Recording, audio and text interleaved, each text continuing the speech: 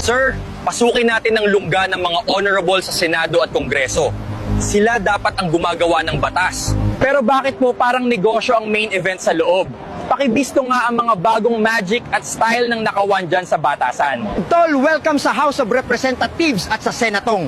Kung sa Malacanang ang nakawan ay wholesale, dito sa Kongreso at Senado, ang nakawan ay franchising. Bawat distrito may sariling boss.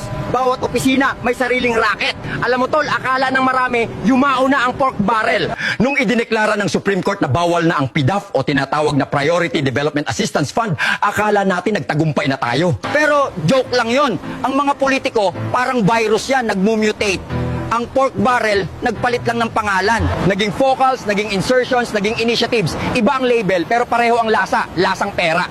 Ganito ang diskarte ng insertions. Bago aprubahan ang national budget, kakausapin ng congressman ang secretary ng DPWH o DOH. Ang orasyon, Sec, papasa ko budget mo pero lagyan mo ng 500 million na project sa distrito ko ha. Farm to market road sa barangay walang palay. Dahil takot ang secretary na hindi maipasa ang budget niya, sasang-ayon siya. Ilalagay sa budget ng DPWH yung kalsada ni congressman. Sa papel, DPWH project siya, legal tignan. Pero sa realidad, si congressman ang pipili ng kontraktor. Diyan na papasok ang diskarte ng porsyentuhan. Tatawagan ni congressman si contractor A. Pare, may project ako, 100 million, sa'yo ko ibibigay. Pero alam mo na ang kalakaran ha, 20% akin. 20% agad. Bago pa humalo ng semento, nabawasan na ng 20 million ang pondo. Diretso yan sa bag ni congressman. Cash, walang resibo. Minsan, ang kapal ng muka, humihingi pa ng advance payment bago magsimula ang project. Pang casino daw o pang shopping ni madam. At hindi lang dyan natatapos. Dahil nabawasan na ang pondo, si contractor, syempre ayaw malugi. Negosyante yan eh. Dahil kinuha na ni congressman ang 20%, kinuha pa ni mayor ang 10%, kinuha pa ni kapitan ang 5%, ang natirang pondo para sa kalsada, barya na lang.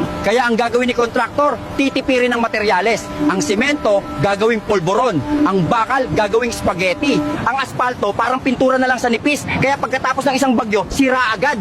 Tapos magre-request ulit si congressman ng budget para sa repair. Paulit-ulit na cycle. Build, sira, repair, kickback. Ang tawag dyan, reblocking mafia.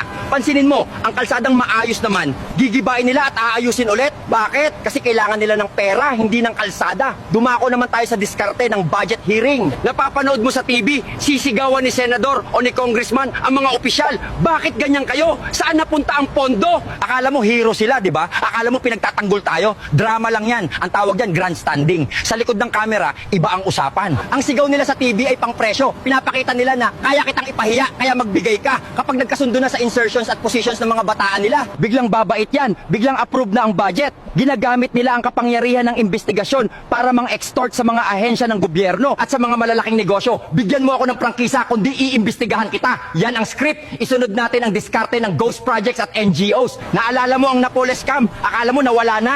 Nako, upgrade na sila ngayon. Gagawa si congressman ng foundation. Foundation for the poor daw. Pero ang incorporator, driver niya, hardinero niya at yaya niya.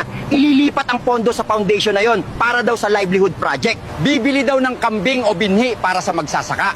Sa papel, may pirma ang mga magsasaka na tumanggap daw sila. Pero pag pinuntahan mo ang mga magsasaka, ha? Wala kaming natanggap na kambing, kalabasa lang. Ang pirma, peke. Ang beneficiaries, multo. Ang 10 million na budget, nasa bulsa na ni congressman. Ang tawag dyan, liquidating through ghost. Nililinis ang pera gamit ang pangalan ng mahihirap na wala namang kamuang-muang. At ang pinakaklase sa lahat, ang diskarte ng consultancy. Tignan mo ang payroll ng Senado at Kongreso, ang daming consultants. May political consultant, strategic consultant, image consultant. Ang sweldo, 50K, 80K, 100K bawat buwan. Sino ang mga to? Kadalasan, mga troll sa social media na nagtatanggol sa kanila. O kaya mga kamag-anak at kabit na hindi pwedeng ilagay sa regular position. O kaya mga alalay na taga-bit-bit ng bag.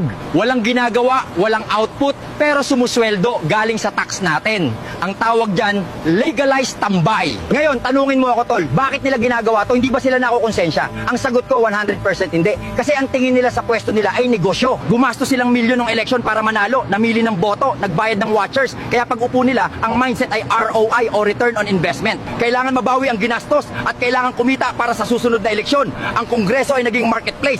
Bentahan ng boto para sa speaker, bentahan ng boto para sa franchise, bentahan ng pirma. Ano ang epekto sa atin? Kaya tayo mahirap, hindi dahil tamad tayo, hindi dahil wala tayong pera. Kaya tayo mahirap kasi ang mga batas na ginagawa nila ay para sa negosyo nila, hindi para sa atin. Gumagawa sila ng batas para sa real estate kasi may subdivision sila. Gumagawa sila ng batas para sa mining kasi may minahan sila. Ang tawag dyan, conflict of interest. Pero sa kanila, ang tawag dyan, strategic planning. Isipin mo, tol, ang tawag sa kanila, honorable. Pero pag tinignan mo ang kalsada sa distrito nila, horrible. Ang tawag sa kanila, representative. Pero ang nire-represent lang nila ay ang pamilya nila at ang bank account nila. Tayo ang background lang sa picture nila kapag election. Tayo ang inaakbayan kapag nangangampanya, pero tinatalikuran kapag nakaupo na. Isipin mo, baka ang halaga ng sardinas na yan ay 15 pesos. Pero ang ninakaw niya sa kalsada nyo ay 15 milyon. Nabudol ka sa sukli, Brad. Naisahan ka ulit ng mga gunggong. Kaya kung tatanungin mo ako kung ano ang tamang tawag sa lugar na yan, sa gusali kung saan ang batas ay binibenta at ang budget ay pinagpipiestahan na parang libreng lechon, kung saan nagtitipon ang mga nakabarong na magnanakaw, simple lang, tol, ang batasan at senado ay pugad ng mga kawatan.